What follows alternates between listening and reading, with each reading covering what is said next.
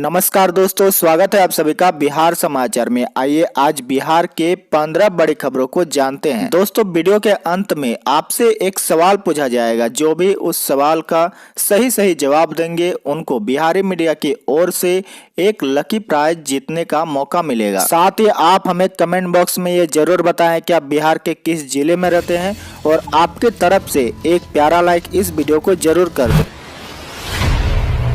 आज की सबसे पहली बड़ी खबर, 4 जनवरी से होगी पढ़ाई। बिहार में स्कूल कॉलेज खुलेंगे, कोचिंग भी गाइडलाइन के साथ चलेंगे। जी हां, बिहार सरकार ने 4 जनवरी 2021 से बिहार के सभी स्कूल कॉलेज और कोचिंग संस्थान को खोलने का आदेश दे दिया है। सबसे पहले सीनियर सेक्शन के बच्चों के लिए स्कूल कॉलेज और कोचिंग खोले जाएंगे। इसके बाद धीरे धीरे चरणबद्ध तरीके से जूनियर सेक्शन के बच्चों के लिए भी स्कूल खुलेंगे।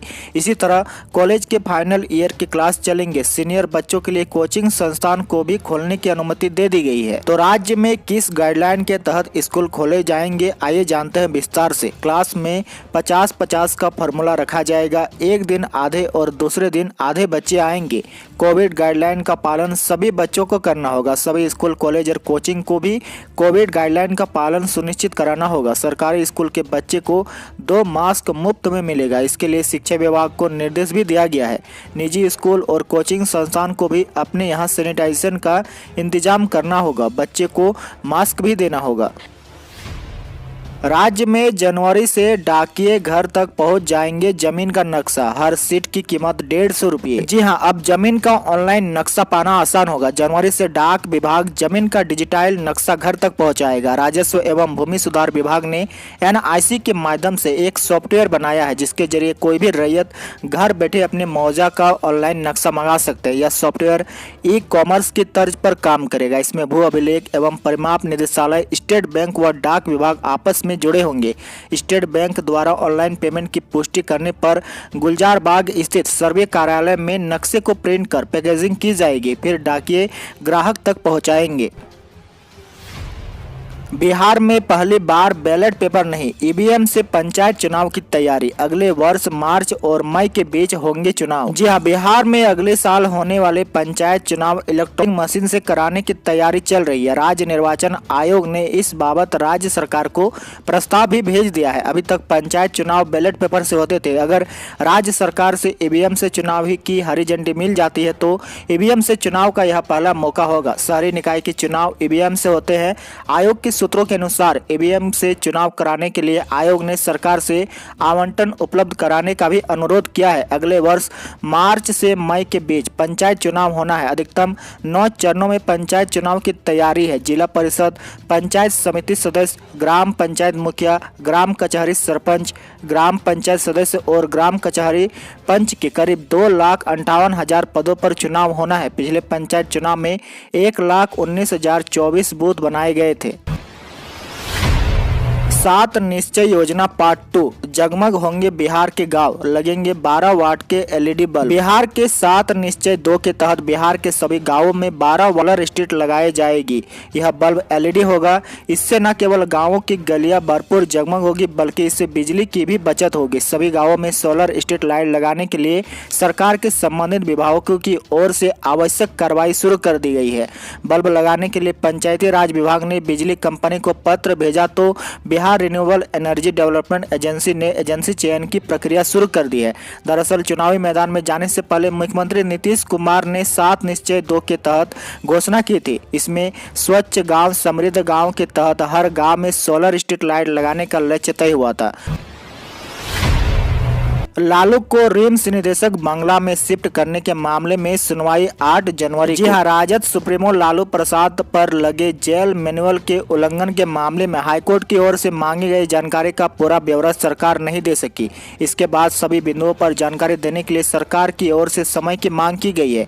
इस पर जस्टिस अपरेश कुमार सिंह की अदालत ने 8 जनवरी को सुनवाई की तिथि निर्धारित करते हुए विस्तृत जवाब देने का निर्देश देते हुए सुनवाई स्थगित कर दी है। हाईकोर्ट ने सरकार से लालू प्रसाद को पेइंग वार्ड से निदेशक बंगला शिफ्ट करने और बंगला से वार्ड वापस भेजने के मामले में जानकारी मांगी थी। कोर्ट ने यह बात बताने को कहा था कि किसके निर्णय से लालू प्रसाद को वार्ड से बंगला और फिर किसके आदेश से बंगला से पेइंग वार्ड भेजा गया। सेवादार नियुक्त करने की प्रक्रिया क्या है। बड़ी खबर, रालोसपा ने गया के बाद पटना सिविल कोर्ट में भी किया केस। सोशल मीडिया पर उपेंद्र कुशवाहा के खिलाफ आपत्तिजनक टिप्पणी ने पकड़ा तूल। जी हां, रालोसपा ने गया के बाद पटना सिविल कोर्ट में भी कंगना रनौत के खिलाफ मुकदमा दायर कर दिया है। सोशल मीडिया में उपेंद्र कुशवाहा के खिलाफ आपत्तिजनक टिप्पणी को लेकर पार्टी कार्यकर्ताओं में जबरदस्त आक्रोश है। रालोसपा के विधि प्रकोष्ठ के प्रदेश अध्यक्ष अधिवक्ता श्याम बिहारी सिंह ने कंगना रनौत पर पटना सिविल कोर्ट में केस दर्ज कराया। साथ ही आपको बता दें कि इससे पहले रालोसपा के राष्ट्रीय अध्यक्ष उपेंद्र कुशवाहा पर आपत्तिजनक टिप्पणी मामले में रालोसपा के प्रदेश महासचिव विनय कुशवाहा ने कंगना रनौत पर गया सिविल कोर्ट में मुकदमा दायर किया है।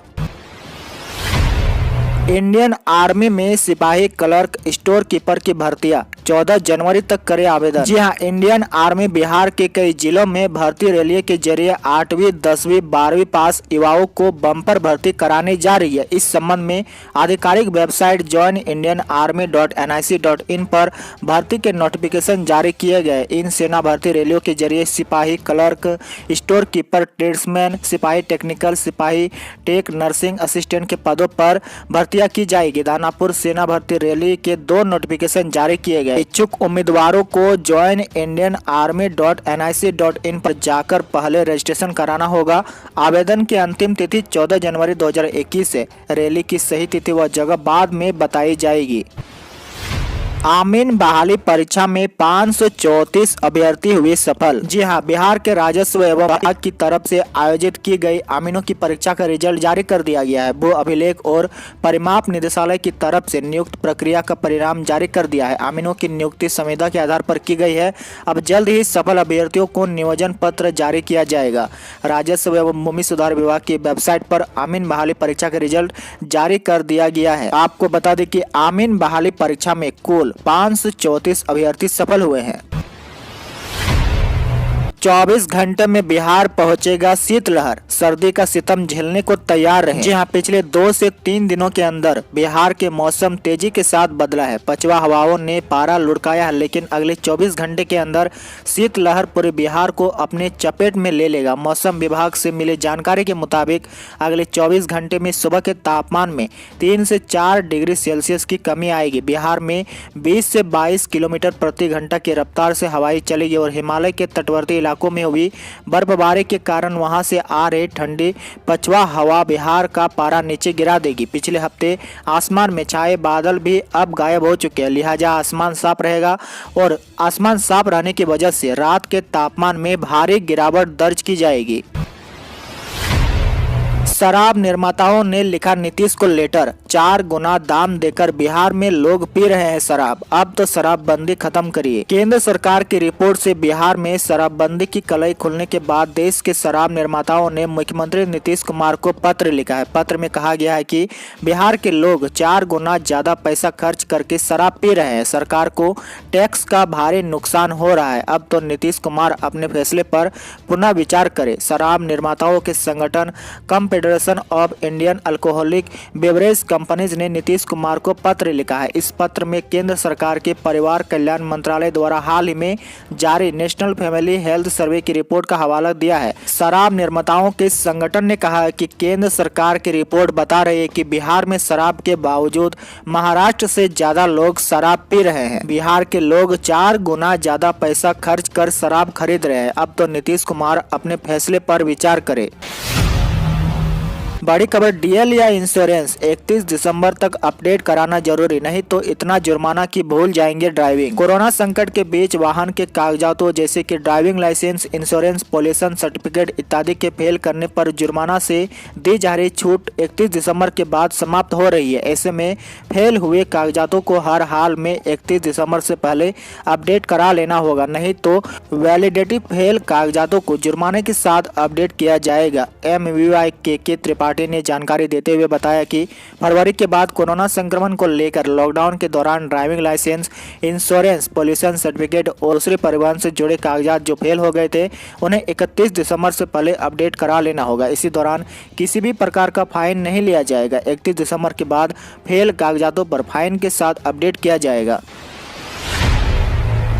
200 कंपनियां बिहार के ITI छात्रों को मार्च तक देगी जॉब, नौकरी लेने वालों का बनेगा डेटाबेस। जी हां, कोरोना गाइडलाइन के साथ मार्च तक राज्य भर में देश भर की लगभग 200 बड़ी कंपनियों को जॉब कैंप लगाने के लिए आमंत्रित किया जाएगा, जिसमें ITI पास छात्रों को मौका मिलेगा। श्रम संसाधन विभाग ने दिल्ली, बेंगलुरु, मुंबई और कोलकाता सहित अन्य राज्यों से भी जॉब कैंप में हिस्सा लेने के लिए आमंत्रित भेजा जाएगा। इसमें ऐसे छात्रों को भी जॉब मिल सकेगा जो पास हो चुके हैं या पास होने वाले हैं। अधिकारियों के मुताबिक जनवरी से मार्च के बीच में यह रोजगार मेला लगाना है। इसमें वैसी कंपनियां होगी जिससे लोगों को बेहतर रोजगार मिल सके। छात्रों को रोजगार के साथ देगा मार्गदर्शन। रोजगार मेले में छात्रों को रोजगार व मार्गदर्शन दोनों मिलेंगे। नए और पुराने ट्रेड में डिग्री लेने वाले छात्रों को नौकरी देने वाली कंपनियों का चयन करने के लिए नियोजन में विशेष टीम होगी। इन टीमों की जिम्मेदारी होगी कि वह वैसी कंपनियों करे जो नौकरी देने के बाद छात्रों को बिना किसी कारण के हटा भी नहीं सके। आपकी जानकारी के लिए बता दें कि रोजगार मेले में नौकरी पाने वालों का एक अलग से डेटाबेस होगा। इसमें उन युवाओं का ब्यौरा होगा जिनको नौकरी मिली है। कंपनी नौकरी देने के बाद अगर बिना किसी कारण के नौकरी से हटा रही है तो उस कंपनी की शिकायत के लिए ऐप के माध्यम से जानकारी विभाग को मिल सकती है। नए वर्ष में बिहार के 95,000 गरीबों का होगा अपना आशियाना। 94,000 से अधिक गरीबों को मिलेगी राशि। जी हां, नए साल में 94,548 गरीबों का अपना घर सपना पूरा होगा। इसके लिए पटना जिला प्रशासन ने तैयारी पूरी कर ली है। प्रधानमंत्री आवास योजना ग्रामीण के तहत हुए सर्वे में 94,548 गरीबों की पहचान की गई है, जिन्हें घर दिए जाएंगे। जियो टैगिंग व आधार सीडिंग का काम पूरा हो चुका है। नए साल से घर बनाने के लिए फंड ट्रांसफर की प्रक्रिया शुरू कर दी जाएगी। वहीं वर्ष 2016 से अब तक बचे हुए 8,000 लोगों को भी घर दिया जाएगा। हालांकि इनमें से 4,000 लोग अपने पते पर मौजूद नहीं है, जिससे उनके संबंध में कोई जानकारी नहीं मिल पाई है। इस वजह से उनके घर नहीं बनाए जा सके। फिर से उनकी खोजबीन की जाएगी। इसके अलावा करीब 4,000 लोगों के घर इसलिए नहीं बनाए जा सके क्योंकि जमीन को लेकर समस्या आ रही थी, लेकिन अब उनकी समस्या का समाधान होगा और उन्हें भी घर बनाने के लिए पैसे दिए जाएंगे। फरवरी तक आधार से जोड़ेगी नल जल योजना, सभी कनेक्शन की होगी सरकार को जानकारी। गड़बड़ी आने पर 24 घंटे में होगी मरम्मत। जी हां, राज्य भर में मुख्यमंत्री नल जल योजना के लाभुकों को आधार से जोड़ा जाएगा। फरवरी महीने तक सभी हाउस होल्ड के मालिकों के आधार कार्ड को विभाग से जोड़ दिया जाएगा। इससे हाउस होल्ड कनेक्शन का सत्यापन कभी भी हो सकेगा। PHED ने अधिकारियों को निर्देश दिया है कि फरवरी तक आधार से जोड़ने का काम किसी भी हाल में पूरा कर ले। जब यह प्रक्रिया पूरी हो जाएगी और सभी लाभुक आधार से जुड़ जाएंगे तो नल जल की रिपोर्ट को केंद्र सरकार को भेजा जाएगा, ताकि केंद्र व राज्य के आंकड़ों में विभिन्नता नहीं आए और लाभुक का डेटा भी विभाग के पास रहे। दूसरी ओर किसी भी हाउस कनेक्शन में परेशानी आने पर उसे 24 घंटे में दुरुस्त करने का निर्देश वार्ड स्तर पर दिया गया है। और बात करते हैं राज्य में कोरोना अपडेट को लेकर, तो बिहार में कोरोना संक्रमण की रफ्तार अब धीमी हो गई है। जी राज्य में पिछले 24 घंटों में कोरोना के 535 लोग पॉजिटिव मिले हैं। इसके साथ ही राज्य में कोरोना संक्रमण की संख्या बढ़कर 2,45,933 तक पहुंच गई है। बिहार में फिलहाल 5,638 कोरोना के एक्टिव मरीज हैं। वहीं दूसरी ओर सबसे ज्यादा राजधानी पटना में पाए गए हैं।